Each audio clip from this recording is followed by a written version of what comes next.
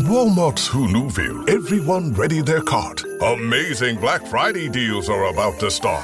Online and in the app, such great deals to explore. Everything you love from tech, toys, and more. The days to save and the ones to remember. It's only the 25th to the 30th of November. Set your alarms. Don't miss out. These deals are epic, without a doubt. The Who's are all ready, but are you? Walmart Black Friday deals await. Who knew? Hello, I'm Diane Morgan. If you know who I am, you know who I am. If you don't, who cares? I'm here to explain Italian Time, a holiday phenomenon where Italians throw away their clocks and gather for eternity with San Pellegrino. I've been at this party so long that I've eaten 5 courses, hugged someone's grandma twice, and been offered a job in the family restaurant. So this holiday season, make sure to bring enough San Pellegrino to last you through the meal, the after meal, and the entire goodbye ritual. San Pellegrino, holiday on Italian Time. One thing that every single human being has in common. First, we have God, the omnipresent, and He gave us Ma. Yeah. We all are born from a mother. Tell us about your strong-willed mom and how she saw your destiny and potential well before anybody else. Kanika, you're a mom too. Yeah. Would you do anything for your kids? Oh my God, everything. Everything. Your mother would do everything for you again and again too. I just feel that's the beauty of this power given to them. And when I launched this restaurant, the first thing I said that 50 days from now, we will launch Bungalow on March 23rd. I said, this is dedicated to our moms who nurture our souls. And nurturing souls doesn't need food also. Yeah. And I remember I was going to a therapist after my sister, and he said that, I said, I need to stop because my mom's phone call, I will stop even when I'm cooking for the president. I have to take the call. Yes. And otherwise she gets worried, where am I? And he says, that's your therapy. That's your therapy when somebody's there for you. Yeah. The first thing to think about when they wake up in the morning is you. The last voice they want to hear when they go to bed is you. You don't need any therapy. Right. You're blessed that it's the feeling of unloved or unwanted when you need like a lot of more support. But you have all that. Yeah. You're going to recover. And it truly helped me. Wow. There is no hood like parenthood. Hi, I'm Kanika Gupta. I'm a former CNN journalist, mom of 3, including twins, and host of That's Total Mom Sense, the podcast. Now, if I had $1 every time I heard, gee, you have your hands full.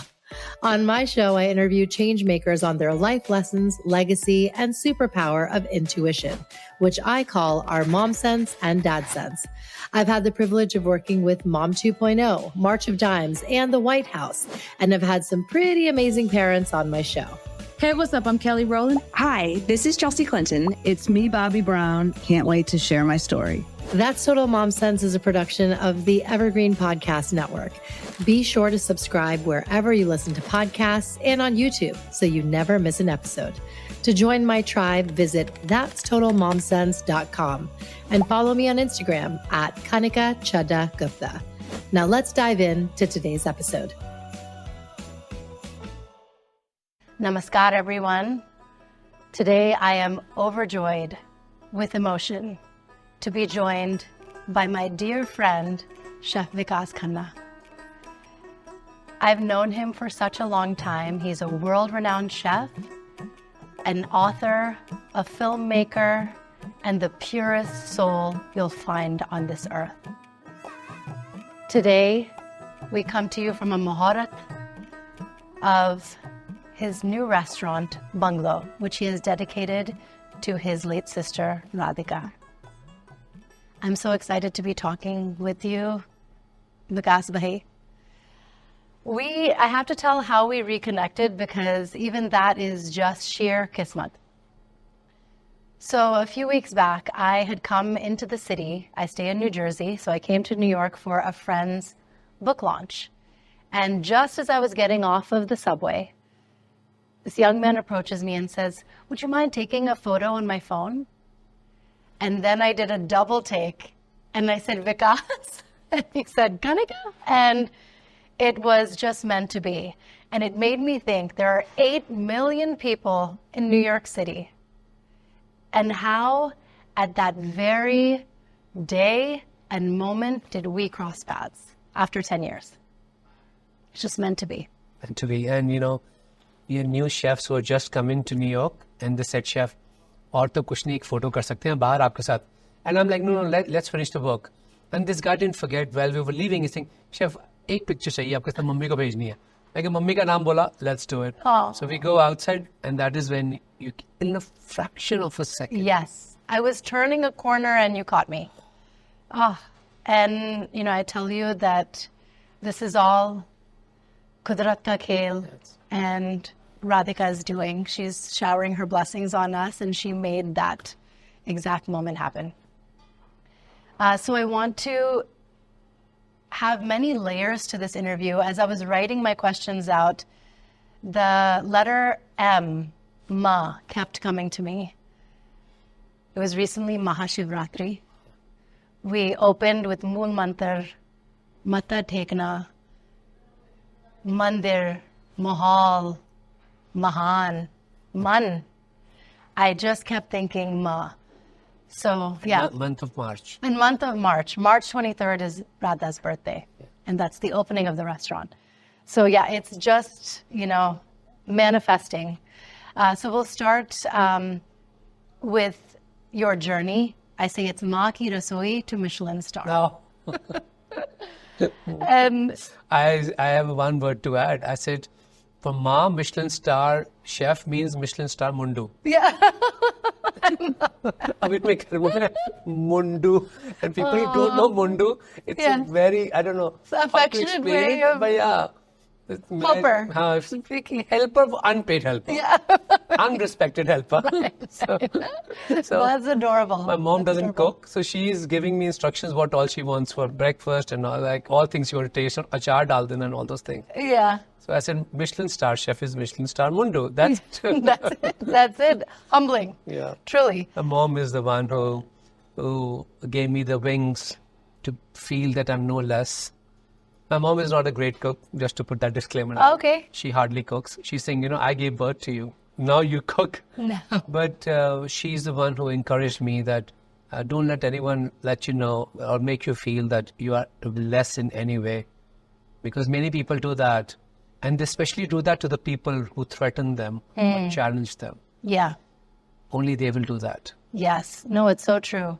I want to start with the motherland because even that's very, very symbolic. The largest kitchen in the world is Amritsar, where you were born. Yeah. 100,000 people come to the Golden Temple a day. Yeah. They spend 5,000 on ghee, 4 million to keep the kitchen running every year. That's what it takes. And because of the patrons and donors and those who are looking to volunteer and do seva, 24/7, there are meals being served. It's incredible. So that's where you grew up. You were meant to be born there. Tell us about your homeland. I was born in Amritsar, right on the border of India and Pakistan. My mom's family came from Multan side. My dad's Lahore connection. And one thing which was the common force between them was the food, the cooking. But my true values came, or values in a way that, my beginner's values came from Golden Temple, where I saw that if people know about that community kitchen, there's no discrimination. It doesn't matter what social status you have or what economy you come from, what religion, caste, creed, nothing matters there. You come there, you sit on the floor, they feed you. Yeah. Because they see that feeding a human being is equivalent to praying. That's how you do seva. That's how the basic tenets of Sikhism is. Yeah. Seva, Simran, Satsang. Create a community where nobody feels left out. Do seva to each other so that nobody feels that they are less or they are unfortunate. Right. So my grandmother taught me the power of that kitchen and made me see these things a little differently. I had no idea one day I'll be sitting in Manhattan, Yeah. and talking about them in this way. I just feel, and they gave birth to an artist and they continued making me feel that your art of cooking is a blessing and you've got to keep giving it to more people, sharing it with them. Yes. And now back to your mom, Ma. one thing that every single human being has in common. First, we have God, the omnipresent, and He gave us Ma. Yeah. We all are born from a mother. Tell us about your strong-willed mom and how she saw your destiny and potential well before anybody else. Kanika, you're a mom too. Yeah. Would you do anything for your kids? Oh my God, everything. Everything. Your mother would do everything for you again and again too. I just feel that's the beauty of this power given to them. And when I launched this restaurant, the first thing I said that 50 days from now, we will launch Bungalow on March 23rd. I said, this is dedicated to our moms who nurture our souls. And nurturing souls doesn't need food also. Yeah. And I remember I was going to a therapist after my sister, and he said that, I said, I need to stop because my mom's phone call, I will stop even when I'm cooking for the president. I have to take the call. Yes. And otherwise she gets worried, where am I? And he says, that's your therapy. That's your therapy. That somebody's there for you. Yeah. The first thing to think about when they wake up in the morning is you. The last voice they want to hear when they go to bed is you. You don't need any therapy. Right. You're blessed that it's the feeling of unloved or unwanted when you need like a lot of more support. But you have all that. Yeah. You're going to recover. And it truly helped me. Wow. Tell us about those early days when your mom gave birth to you and there were health struggles, but she forged on and she knew you would too. I was a very different looking kid in school also. I was very skinny, extremely bad in studies. I couldn't remember everything. I was suffering from way too many complexes just because I couldn't walk or run like kids. At that age, you are an instant target in the classrooms. Yeah. And even if I had to go to a restroom, and everybody would laugh because the sound my wooden shoes would make. Yeah. And I'll just keep sitting there. And one day I peed in the classroom. I was so scared. And that time people just laugh it off in the class, but they don't understand what that child goes through. The trauma, yeah. The embarrassment, that how it makes you feel, and everybody laughs at you. But, I had two mothers, my mom and my sister. My sister was much more protective of me because I was so skinny and tiny. Yeah. And extremely what people used to say, an ugly looking child. Oh. And my mom would say, my mom and sister only found me, oh no, he's so good looking. And I just feel that, them being the force there. Yeah. I don't want to say that I had a childhood which was not happy, which was complicated. Of course, everybody's childhood is complicated. But I want to frame it with the beauty of love I had with me throughout with this women in my family. Wow. I mean, you have said in past interviews how you had club feet and had braces on your legs, couldn't run outside. I'm thinking of your childhood. It's in the 70s. Kids are playing kabaddi. Kids are playing soccer.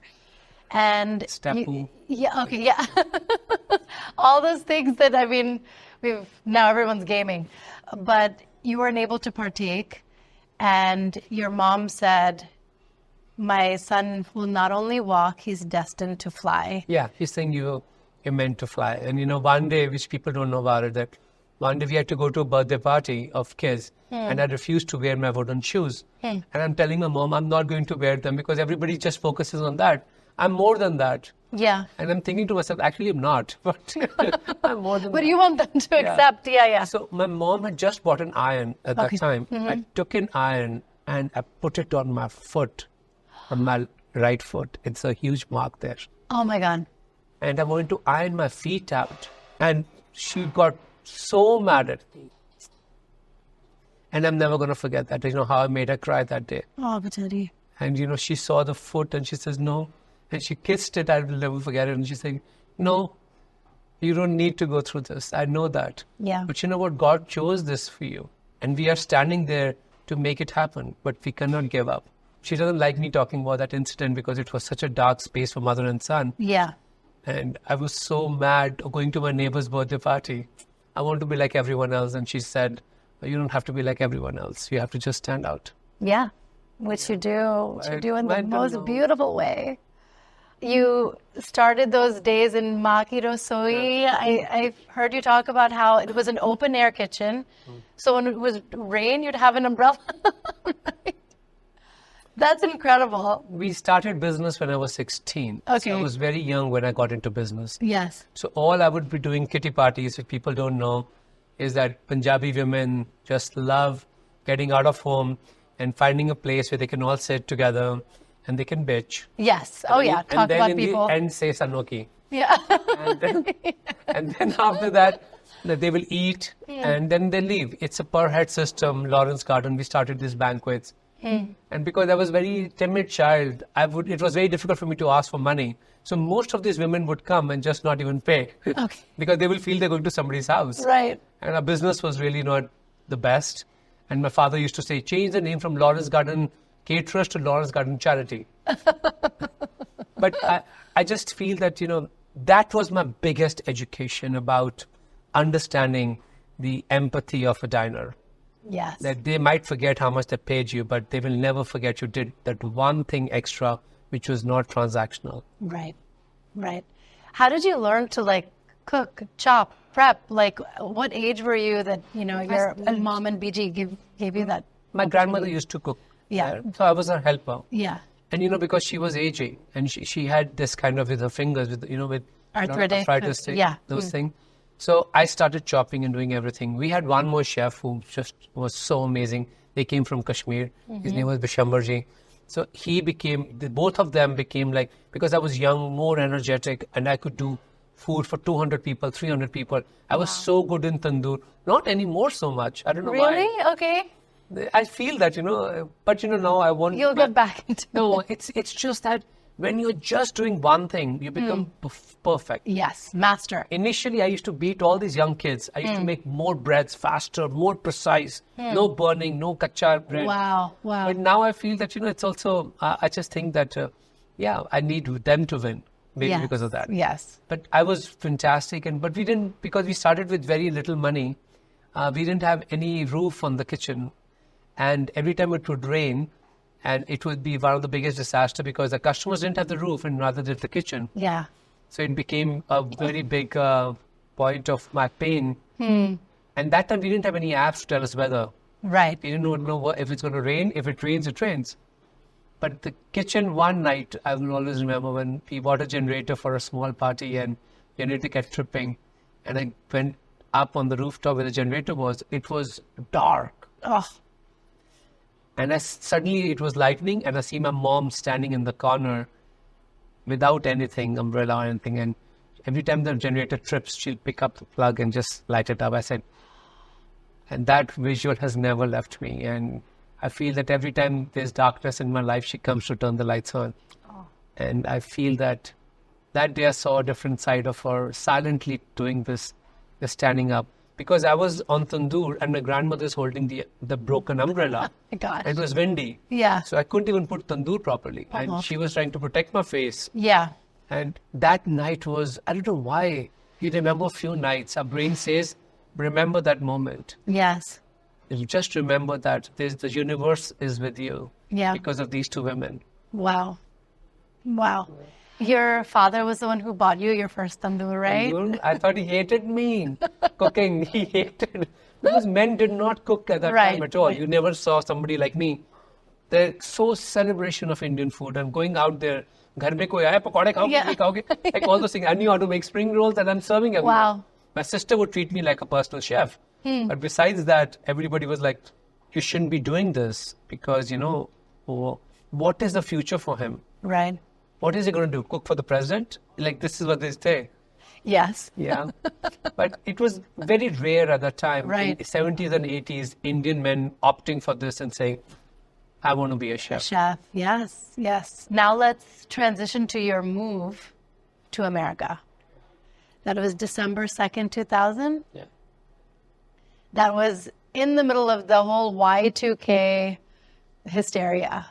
It was such an uprising and uncertain time. But there was something in you that knew that I have to be in the US. What compelled you to move? I was hiding. I didn't come to think that I want a new life. I thought that I was 29. And at that time, most of the people feel that in my age, in that generation, would have been married, at least 2 kids. My banquets, the ceiling was very important to me, as I told you. And one day, some government officials came and they broke that whole ceiling. Oh, no. And they came and they wouldn't listen to me. I was crying and crying. I'm like telling them. And my dad had gone for a wedding. There was no cell phones. And I felt so unprotected and so broken. And I remember as they broke the ceiling, they didn't care that the guest was standing under it. And they were screaming. And when a piece of the ceiling fell on the water counter where there were all glasses, it shattered my heart and the glasses. And that was very difficult for me. My brother said, some days you feel that the bird's wings are too large to be caged.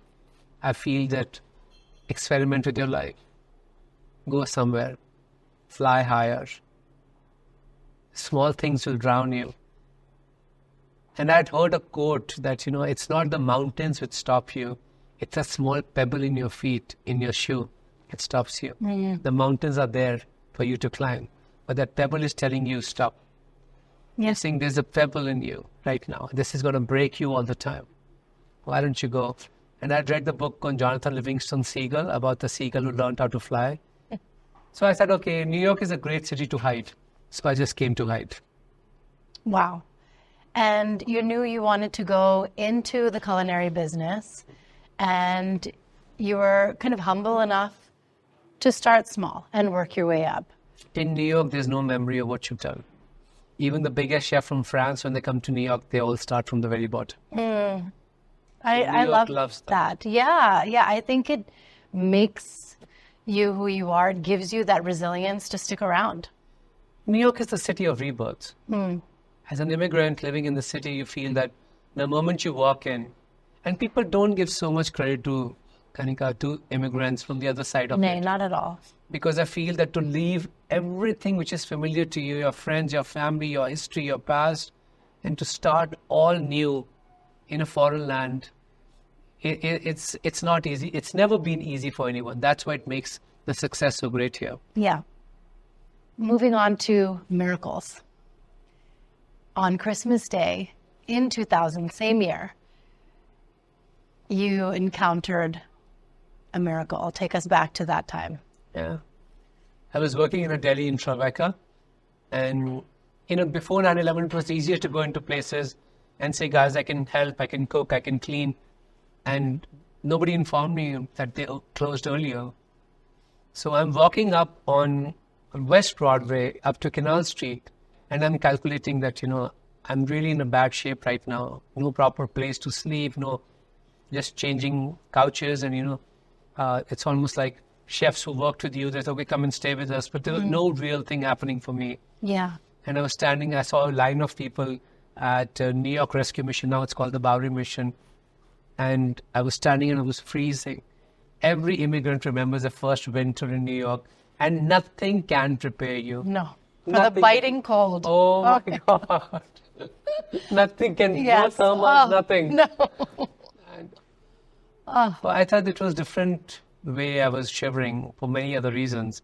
When a lady comes and hands me a blanket from behind me. And I didn't even know what the line was. It was New York Rescue Mission. I needed that support of some community to hold me at that time and say, you are a part of us.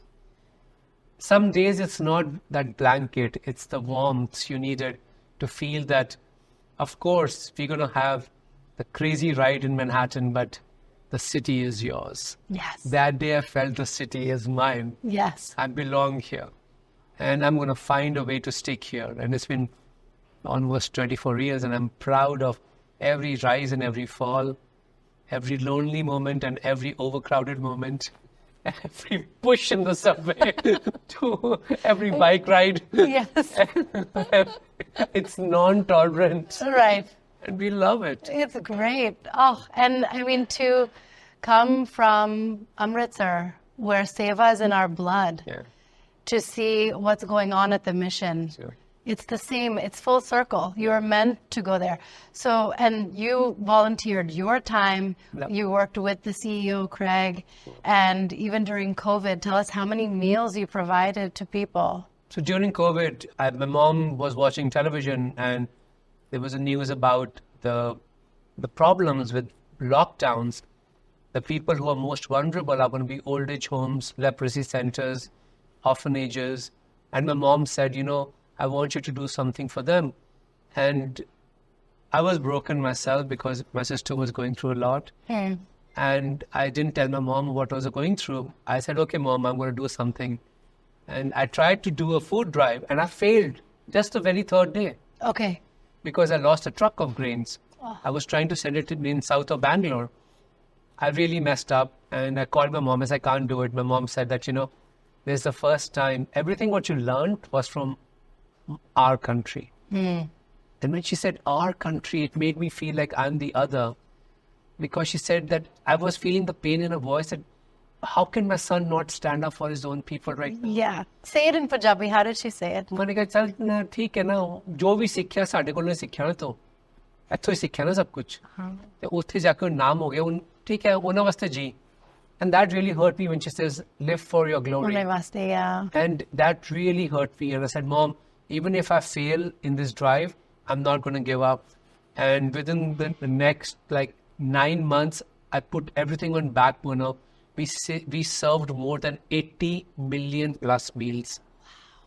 Just sitting in New York City, doing partnerships, finding ways to get resources, grains, flowers, everything, medicines, sanitary pads, slippers. Wow. And there were festivals in between. I wanted to celebrate with people who had totally lost hope. It was an amazing and the tragic time of my life. Wow. My goodness. I mean, Feed India is still alive. Yes. Incredible. I want to touch on now mirch and masala and meetha because life has all of these flavors in it, much like your dishes. So starting with mirch, you've had some hard times in the kitchen. It's such a fiery place. People are so angered and rushed and you had some chefs that really, they weren't nice to you. They weren't good to you. Yeah. Pre-social media volume, people might not remember. The kitchen was a very hard place because there's no way you can talk about something or complain about someone. It was very hard. Yeah. You had to just isolate it, just deal with it. And constantly go through it. Right. There was no escape to it. And I felt that it was hard. I hardly spoke English. It was my sister who got me an English teacher. Wow. In 2004. Okay. Because I said, I don't need to speak English, I cook. She said, you need to communicate. Tomorrow, when you become a big chef, you will have to communicate of your food, of your culture. Yes. She had the vision. Wow. So on August 23rd, 2004, when I cooked at the James Beard House, I didn't know how to thank people because I was so shy. Oh. And she said thanks from my side. She was like the big girl. Oh, thank you guys, so much pleasure. And she blended into American culture. I love that. I was not. Yeah. She emulsified literally into American culture. My and then we were walking out, she's saying, shame on you. I'm like, why? You think they gave you mic and you're like, hello. What do you mean by hello? Yeah. What was that? Hello.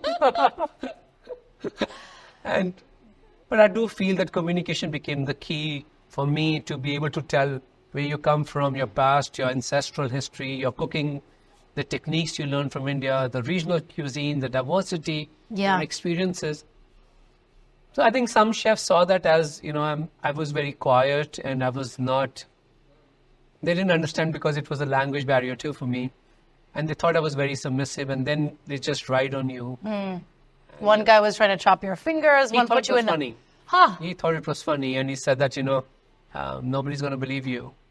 I understand where he came from, what sort thought process. And he thought it was funny to take a cleaver, like the big Chinese knife, and boom. And I'm like, I started shivering. I'm like, oh, don't worry. Nobody's going to believe you. I'm like, instead of apologizing, I didn't say anything. Yeah. And in the night, they really made a lot of fun of me. And I'm like, okay, you do what you have to do. You don't understand. I need to survive right now. Yeah. So some days you keep your eyes closed even for that thing and you don't want to fight it. But I didn't go to work next. I'm like, I can't be in a place where you worship food and the atmosphere is so toxic. Toxic, exactly. There was one instance where you were locked in a freezer. Yeah, same place. Okay. But then there's Ishvara is always with you. Somebody protects you. Yeah. Some angel is always on your shoulder, even if you ignore it. Some angel is there. Yes. Now, masala. So when you were working at Fulton Street, there was an instance where Gordon Ramsay was trying to get a hold of you. What a plot. He didn't know me. Yeah. But his team was trying to find a chef for Kitchen Nightmares. Okay. And they started doing this Kitchen Nightmares episode where they were revamping a Bangladeshi restaurant and nobody spoke English. Mm-hmm. So they got stuck in the shoot and they had to literally stop the shoot till they find an Indian guy who could speak to them, communication. Right, right. And they were searching for someone and they found me. And this girl used to come there all the time to eat in a small restaurant and on Fulton Street, 141. And I used to just make dosas, uttapams, simple steam table restaurant, $5 lunches. Wow. And she saw you and she said she read about me in Daily News. There was a big article which said that, I feel blessed to wake up in New York every day because I represent such a big culture. And she loved that. And that is when the whole episode of television started. I was not a TV guy at all. And I told my sister that, and she says, now you know why I was telling you to learn English. Yeah, Stop exactly. being so shy and humble. Go out and tell people you come from the richest culture. Exactly. And then you went back to the motherland, and now you're a huge TV star with MasterChef. I mean, if you think of the viewership, I want to talk about the magnitude. There's 270 million viewers who watched MasterChef just last season. I've been doing That it for is 15 incredible. years. Yes. And you are a celebrated judge. Everybody wants to work with you, cook for you. What is one of your, it's hard to pinpoint, but what is one of your fondest memories? Maybe it was a contestant, maybe it was a moment that happened. A lot of them. I travel back. I always feel that it's my way of revamping syllabus in cooking schools. Yeah. It's important for me to connect with the next generation chefs who are trying to understand Indian cuisine and to be passionate about it. Because in our cooking colleges, we were only taught Western cuisine. We were never taught Indian food. Right. Because they felt that, we need to work hard to get Michelin stars for the big chefs. And I'm like, no, we need to work hard for our own cuisine, our own people, our own tribes, and bring our cuisine to its glory. The Indian food has not even touched its potential right now. It is still very actual of how we feel. Potentiality of our cuisine, its power, its depth is vast, infinite. So I'm proud. I think one great incident which I feel was so amazing was that I'm going to work in the morning in Bombay, and I see a lady on a bike, and I see that she sees me in the car and she's driving. So I did this to her, like just a casual wave, and she says, Smile. I was not having a good day that day, and she says, smile. And it was red light. Yeah, Muskan. I just had Muskan. I get the glass down, the window down, and she says, I watched the show just because we wait for you to speak. Yes. We just want you, because it just gives you something, not just about food. It gives you somebody is there for you. And I'm like, I smiled. I'm never going to forget it. I'm like, okay, I did this. I think I'm watching the show since I was a kid. And how you stay so calm and controlled and no shouting and no making anyone feel less for the dish they've not done well for. Right.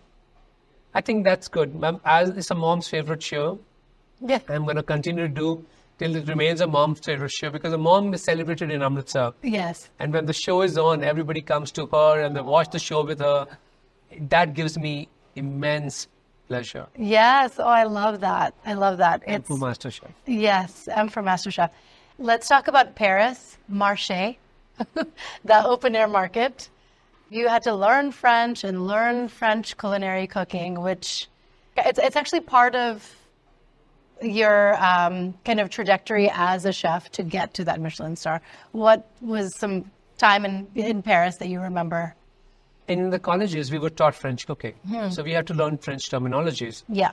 That was the syllabus, which I feel it's so one-sided because you can learn French techniques and so you can learn Indian cuisines. Right. Yeah. So, but I wanted to know the difference between a chef and what they do, their vision, which gets them a Michelin star. Because we didn't have any Indian chefs at the time. Yeah. And when Vineet won and Atul Kochhar won Michelin in London, I felt there is a chance. Yes. But I need to train under those chefs who receive it year after year. So I'm very consciously, I'm not going to name the restaurants and the chefs. I will stick to the Indian restaurants I've worked for. Oh, I love and that. I'm thankful for that. I've worked with so many French chefs in New York, and I'm so proud of working with them. And from Chef David Waltuck to Chef Boulay to, I didn't work with them full time. I've worked with them, trained with them, because they will say, okay, come in a few days and help us with the events. Chef Eric Ripert, we've done events together. Chef Daniel, I've helped him with events. Wow. But in France, it was different culture. For them to see a brown guy cooking, I was told by the chef that, you don't have to cook. You're here to clean, to do store management, and to do deliveries. I'm like, okay, chef. He's saying, I'm like, that I accept it. I'm just starting. I've been there for almost some time. And then he said, people with brown hands, this is what the job is. And I said, okay, that's all I needed to hear. Yeah. That is all. You're going to open a restaurant in Paris. No, I don't. You have to prove all of them wrong. New York is my temple. But see, I take restaurants very personal spaces. These are my personal people are visiting. I am accountable for anything which is wrong on the table. I will go on the table and apologize to you if I don't think that something has not matched up your expectations. But in France, it was not the cooking training. When he told me that people with darker skin are not there to be leaders, that you are not supposed to be the cooks, the chefs, you're supposed to be cleaners. That really touched me somewhere, which I didn't know that place could hurt so much. Yes. I come back to New York, and all I did after that was just focus on getting Indian cuisine Michelin star. I love that. And winning it for 6 times consecutively, it aged me 100 years. It was the most amazing achievement for chefs to watch, that they're no less, and most importantly, to make people feel that skin color has nothing to do with your achievements. 100%. People use that to put a bracket around you because they are intimidated by your wings. Yeah. My mom taught me that your wings are too bright. It's not the feet which make you fly. Wow.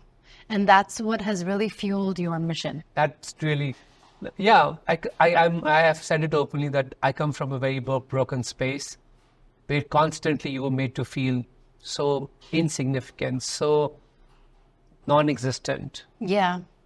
Oh, I want to get into your mission, but before that, memory lane, because you've written many books. It's like 40 plus books, and so many films. Yeah. So you have all of these stories. One was when you were at the White House, President Obama had called you for an event, Satvik meal you made. Tell us about the funny story that was going on behind the scenes. So that funny story was actually for Reuben Museum. Okay. That I don't know what you're referring Yeah. to. So at the White House, we went for Indian American Association, Hindu American Association, where they were celebrating Hinduism in America. So I said, if you're inviting me to cook there, I have to do something which is based on the grassroots of Hinduism. Yeah. Is during our fasting time and during our puja time, foods we cook there. I want to do that. I want to do all vegetarian. Yeah. All without garlic and onions. Wow. And everybody felt, that's a side. I'm like, that's the main courses. And I also want to give a tribute to Mahatma Gandhi ji, saying that, we didn't use any dairy. My goodness. Wow. So we did a lot of different things. And this is like many years ago. Yeah. But it was at the Reuben Museum, and President Obama was coming for a re-election campaign. Okay. And I was hosting it. And when the White House security comes and, the president security, they come in the kitchen and they shake you down, literally. Yeah. Like, this can't use knives, and everything has to be out at that time. Okay. It's like and it was really stressful. So I go in the restroom, I call my dad, and I want to speak to my grandmom. So I'm saying, Obama, I'm really lost right now. And she heard that. I said, I'm very nervous. She thought I've lost my pajama. And she was 94. And And I just felt that even at that time, she's only worried that her son shouldn't suffer. Yeah. That I've lost something. And she kept Pajama nahi mil raha. and then my dad is like, what you told her? She started crying. And, she was Oh, going my through this kind goodness. of partial dementia and started crying that, oh, my son, why did you send him so far? And, oh, my God. But that was so heartwarming for me. And later when I met President Obama, I told him, I said, my grandmother actually thinks that she's very upset. She thinks, why? I said, she thinks I've lost my pajama. She's like, oh, I don't understand. I said, she rhymed with your name. She doesn't know I'm who you meeting are. President But Obama, she doesn't not know I you lost my are, pajama. So she is worried about my pajama. Oh my God, that's the sweetest thing. Another fun anecdote is with Serena Williams and your dad. My dad was the biggest fan of Serena Williams. And she was playing in Australia.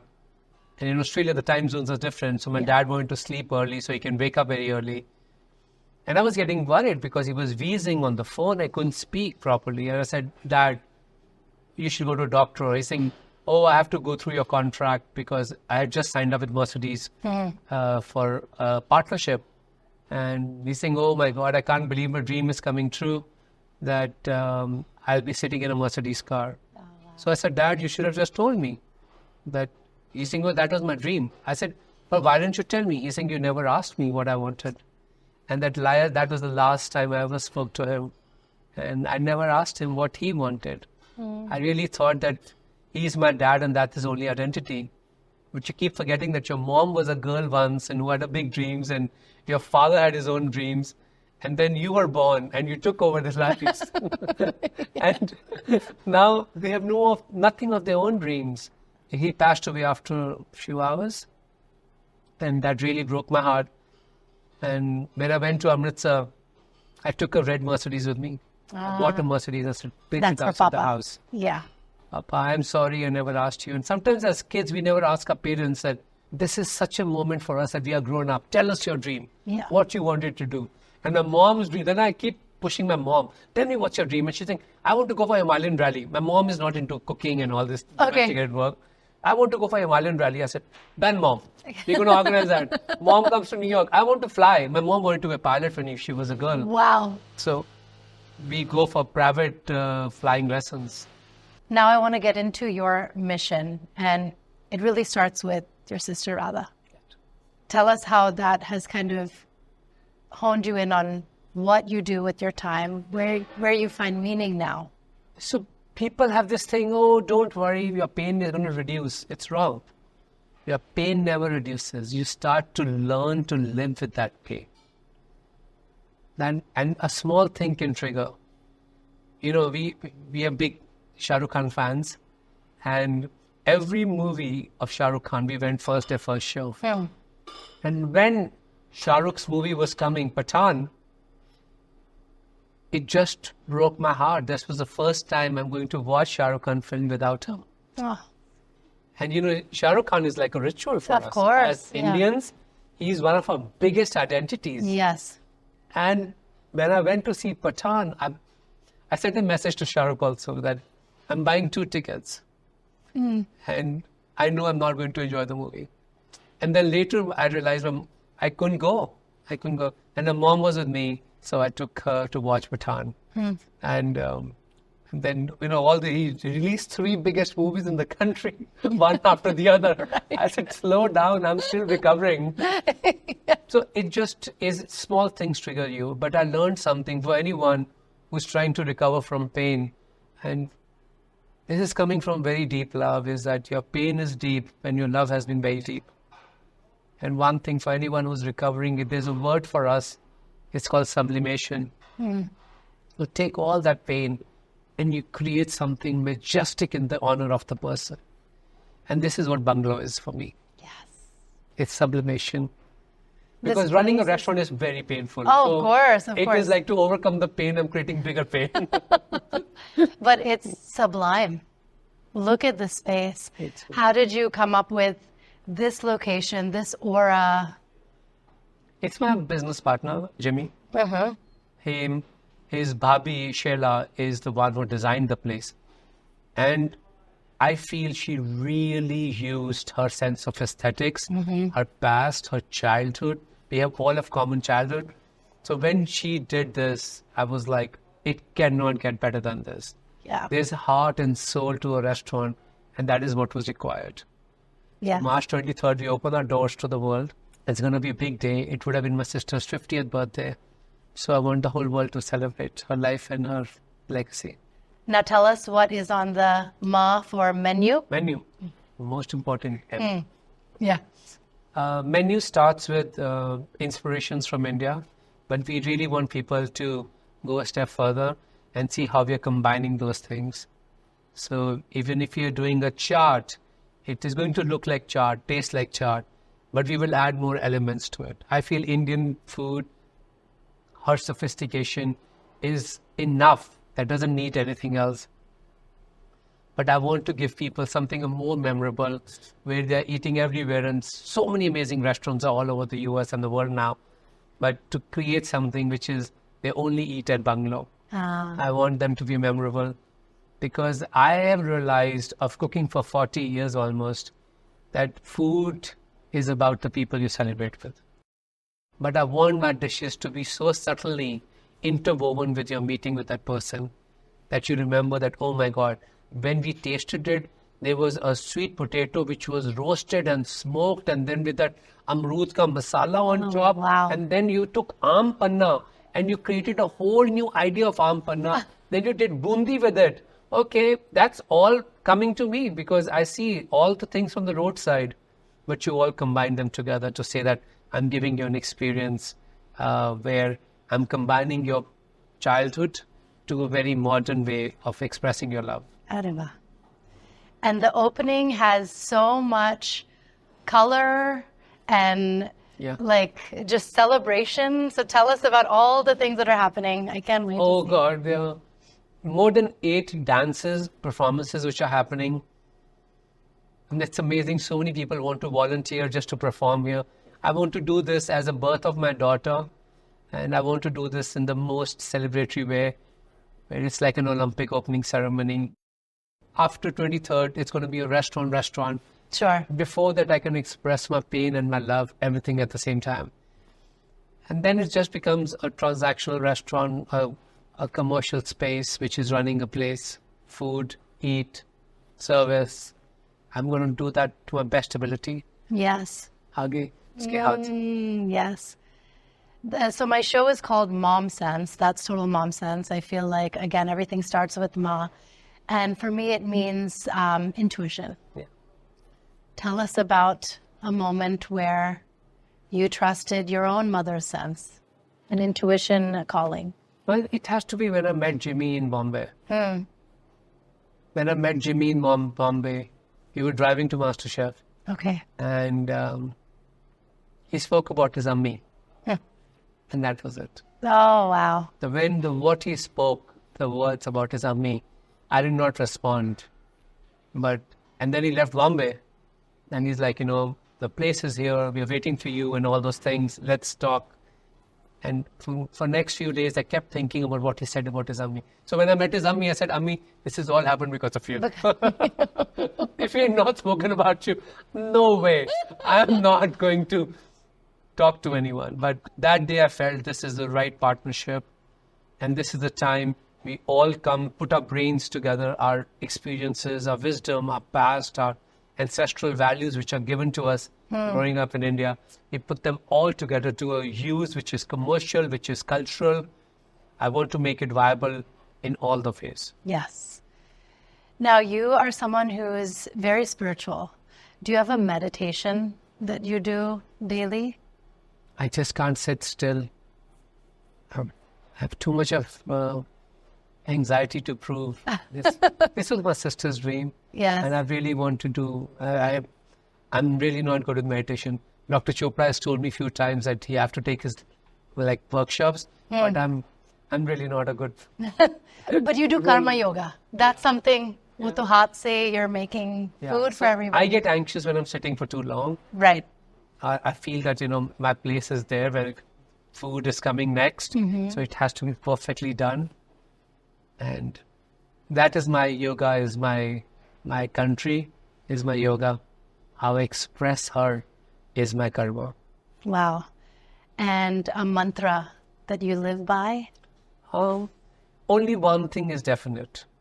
You can open the greatest businesses and empires. There's only one thing which is definite, that it is going to close one day. Yes. Yes. And people start thinking this is invincible, it's immortal. Everything has to disappear. That's the power of mandala. Yes, that's what I wanted to share. We opened with mandala. That's something that, I'm going to share something with you. In December of 2000, I was applying to college. My college essay was about mandala. Because I had watched the Little Buddha with my dad. And it opens the scene of the movie. I remember. It opens with that. And I must have been 9 years old.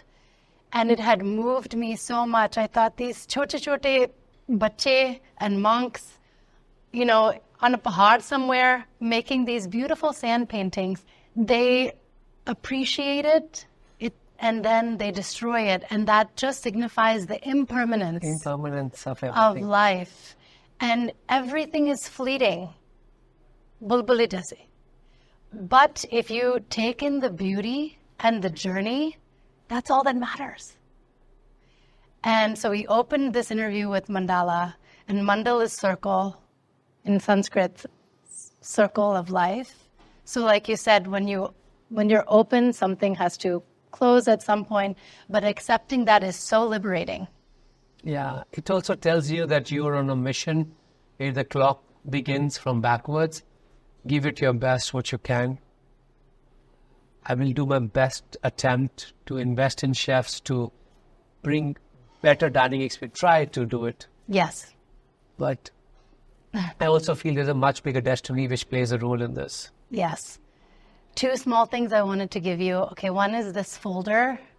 This is from, my essay is in here. A card and something from my kids. Oh, goodness. They made drawings of you. That's from Shrey. He's 5. See, this is you. Okay, in I'm the a kitchen. chef with Yeah. a yellow face. I love that. And I also like my name. Wow. Vikas From Shrey. Shrey. Yeah. Oh my God, And there's so Shrey's many name cooking means elements. Marvelous. Marvelous. Yeah. So he made a few. Then, So many kitchen chefs. Oh, This has to go in the kitchen. Oh my goodness, thank you. And this, all these chefs look just like us. It's like- and this is doing langar seva. So this is the Golden Temple, and everyone's making. and everybody's heads are covered. Oh, this is so beautiful. So that's Krish. This was my essay. Another one by Krish, and this is from Suhana. She's so creative. So she wrote you a letter.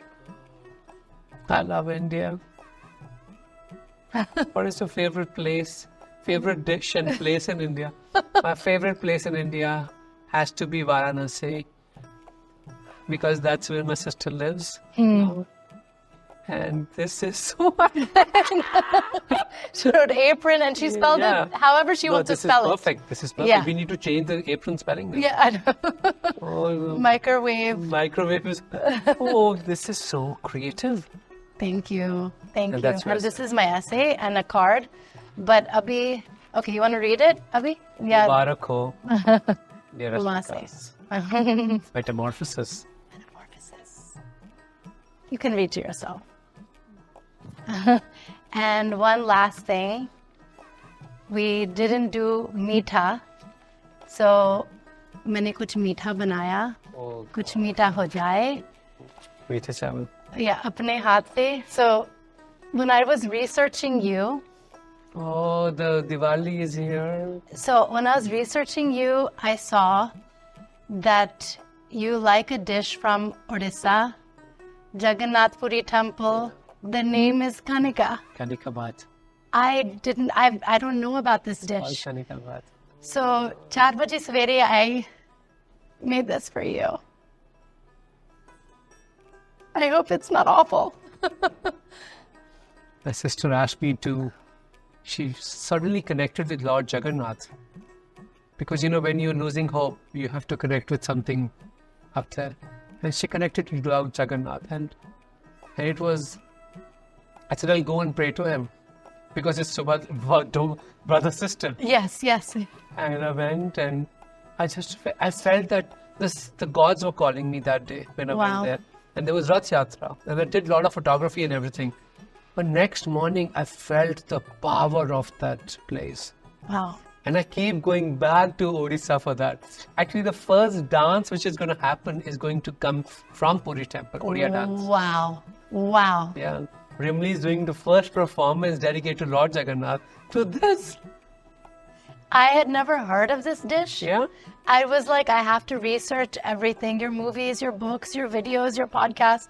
And there was one YouTube clip that came up that you like this Kanika dish. I said, naam likha hua hai, to banana hi to hai. Lord Jagannath Yeah. has his own way of coming in my life. It's with the brown rice, so it's a little gritty. Oh my God.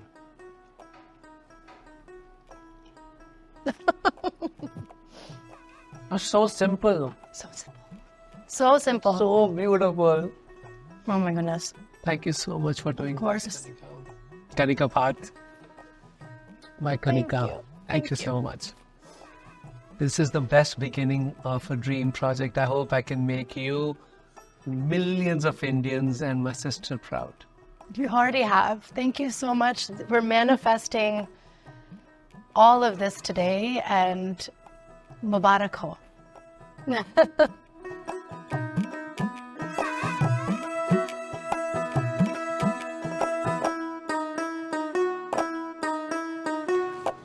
So chef, tell us what this dish is. So this is one of the first dishes which comes from Bungalow. This is Shakar Kandi ki chaat, which is a sweet potato chaat inspired by New Delhi, where they smoke the sweet potatoes on the street side, and then they put this masala and squeeze in a little bit of lemon juice, Wow. right? That sour touch to it. This has been boiled, smoked, pan-seared. So My it goes goodness. through 3 stages. And these are purple ones I'm using for this recipe. Beautiful aubergine color. Yeah, it's I beautiful. love that. That's my favorite color. Because we're opening in March, and this is the time where India is, it's raining mangoes in India. This time it's talk about green mangoes, which are the unripe mangoes. So what happened? We made an aam panna, and we made a sauce out of aam panna. Wow. So for me, this is like the consistency, which could be a thick sharbat. But we said, okay, let's figure out the balance of flavors and make it into the base of the sauce.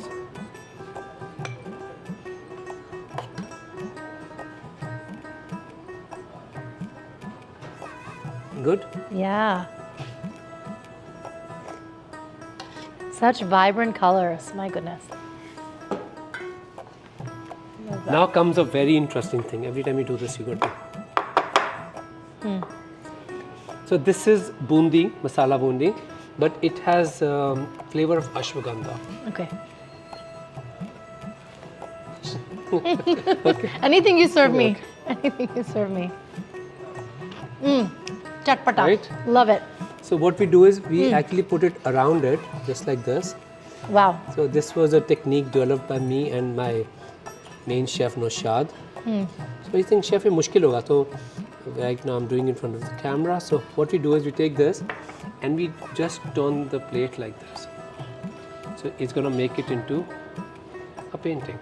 Wow. I have to say, this theme of mandal, everything in this plate is a mandal. You think so, right? You remove the extra ones, but there's still a little bit which needs to be sticking. Nothing is going to be left behind. Right. So you see this. So we turn the whole thing into a little art form. Gorgeous. Before we put our main star, that is our Shakar Kandi, on it. Make sense? Yes. Quickly, colors and everything, right? So, Americo, it's very important for me to create a new vision of the dish. And then here goes our Shakar Kandi. Oh. Exquisite. I just love this. Yeah. So, of course, you have to give a little crispiness to it and all Yes. those things. And this goes right in the middle. Oh my goodness, beautiful. So here you go, Wow. your shakarkandi ki chaat, bungalow style. Yes. Like this. I love this. Then you eat it. Oh. Oh my goodness. So delicious. So much reminds you of India, right? And sweet potato. Wow. Wow. Thank you. So Kanika's second dish is very close to my heart. It's from Kundapur in South India. It's a place near where I studied. And there's a family who invented ghee roast. So, and this dish is plantain ghee roast. So this is the base of this dish we are giving is banana ketchup. It's you. overripe bananas cooked with garlic and Oh my goodness. pickled chilies. Delicious. Something different, right? A little spicy? Yeah. No. Perfect. Not too Yeah? spicy. Yeah. Tangy. Thank you. Yeah. Oh, it's great. So we have the ghee roasted bananas, right here, plantains. Keep saying banana. Wow. We have our plantain chips, which are very common in that area, which are fried in coconut oil. Give it that little extra cultural kick, what I call it. This is homemade mango chutney, which is totally fresh. Because I feel that kabhi-kabhi kya hota hai, you need to give a very contrasting flavor. And this is also made in a very Udupi style Okay. in South India. Yeah. So this is done with that, and I really want to show, how you combine all these elements together to make something like this. And of course, we're going to top it with our beloved Yes. 3 curry leaves. Oh, it's gorgeous.